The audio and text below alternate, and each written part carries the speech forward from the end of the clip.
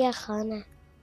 من نمیتونم. حقیقت تلخ میان پسر، پدر و مادر. داستان جنگ وحشتناکی که دامن این پسر کوچک را گرفته است. حالا مادرش به وضاحت میگوید که دیگر او را نمیخواهد. اما پسر با لبان خندان و ذهن پریشان میگوید که مادر دلتنگت هستم. یه خانه. حقایق تازه افشا شده و گفته های جدید زلاله هاشمی در مورد پسرش را در ادامه با ما بیننده باشید. اما لایک و سابسکرایب یادتان نرود. زلاله هاشمی دختری که 7 ماه می شود خانه را ترک کرده و داستانش همه جا پیچیده، حالا صفحه تازه از جنجال های خانوادگی را رقم میزند.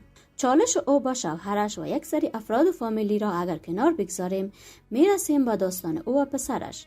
شاید در این ماجرا از تمام زوایا حق را به زلاله بدهیم، اما در مورد رابطه او و پسرش شک و تردیدهای وجود دارد. چرا و چگونه زلاله هاشمی فرزند 5 ساله اش را همین گونه رها کرده و نزد آریانا رفت و چگونه او ادعا می کند که دیگر نمیخواهد فرزندش را ببیند؟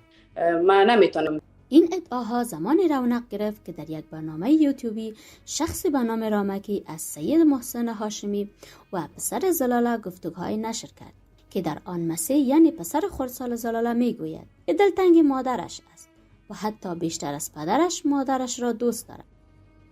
مادر وای. این گفته ها به قدر سنگین و سوزان است که دل هر شخصی که از اولاد یا محبت مادری بوی میبرد را خواهد سوزان.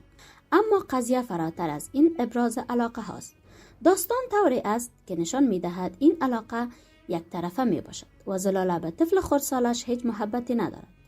داستان از جای شروع می شود که دقیقاً بعد از نشر ویدیوی پسر زلاله هاشمی و شوهرش، آمود تیوی سریعاً با زلاله مصاحبه می نماید و از وی می پرسد که آیا دلتنگ طفلت شدی و یا خیر. زلاله ظاهراً هیچ علاقه‌ای به پاسخ این سوال ندارد. بسیار با لحن سرد و کوتاه جواب می دهد که بله. اما دوباره گرداننده از وی می پرسد که آیا پلان برای بازگرداندن طفلت داری؟ بعدش ویدیوی پسرش را برایش نشان می دهد که می گوید مادر برگرد. در اینجا زلاله بجای اینکه احساساتی شود و یا گریه کند، با لحن بسیار سرد و به احساس می گوید که فعلا شرایطش را ندارم که با پسرم باشم.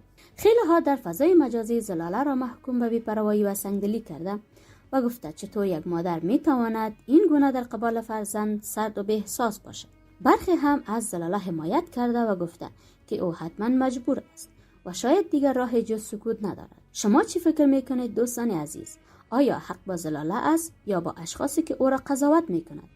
در کامنت نظریاتتان را ارائه کنید. لایک و سابسکرایب یادتان نرود و تا داستان بعدی خدا نگهدار.